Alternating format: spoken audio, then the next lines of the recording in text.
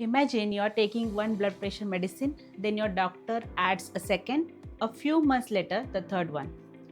Yet every time you check your BP, it's on higher side, like it's still on 150/95, 160/100, sometimes even higher. Naturally, the first thought is, Doctor, have my medicines stopped working? Not necessarily. In many cases, the medicines are doing their job. The real problem is that something inside the body is constantly pushing blood pressure back up. This condition is called resistance hypertension. It means your blood pressure remains above the target despite taking 3 different blood pressure medicines at appropriate dosage, ideally including a diuretic. Some people even need 4 or more medication before their BP comes under control.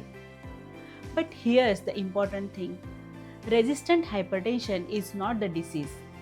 Very often it is a warning sign that another problem inside the body has not yet been identified. To understand why, we need to remember something important. Blood pressure is not controlled by just one organ. It is regulated by an entire network: the heart, the blood vessels, kidney, brain, and hormones.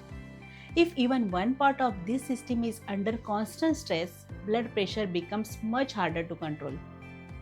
Let's start with the kidneys. Most people think that the kidneys only make urine. In reality, they filter nearly 180 liters of blood every single day, carefully balancing water, sodium, and minerals. If kidney function begins to decline every slightly, the body starts holding on to more salt or fluid.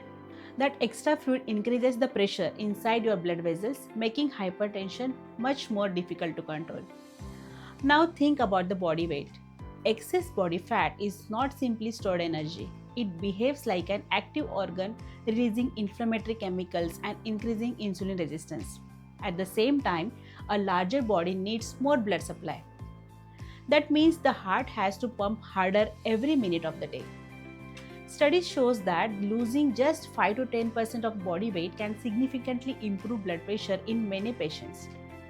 Another hidden reason is poor sleep, especially obstructive sleep apnea. If someone snores loudly, wakes up tired, or stops breathing during sleep, it shouldn't be ignored. Every time breathing stops, oxygen level fall, the brain immediately releases adrenaline to protect the body. Blood pressure rises. Now imagine this happening 100 to even 200 times every night for years. It's easy to understand why blood pressure becomes difficult to control. Then comes stress. Your body reacts to work pressure, financial worries, and emotional stress in exactly the same way it reacts to danger. It releases adrenaline and cortisol. These hormones tightens blood vessels and makes heart beat harder. When this stress becomes chronic and your body never truly returns to its resting state, blood pressure stays elevated. Sometimes the reason is hormonal. For example, the adrenal glands may produce excess aldosterone, a hormone that tells the kidneys to retain more sodium and water. This results in high blood pressure, even if you are already taking medicines. Sometimes the problem isn't the disease, it's a medicine themselves.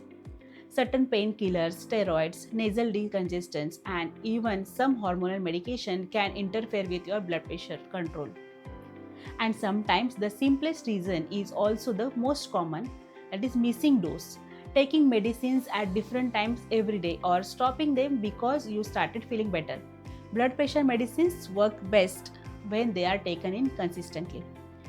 Now, here's why resistant hypertension should never be ignored.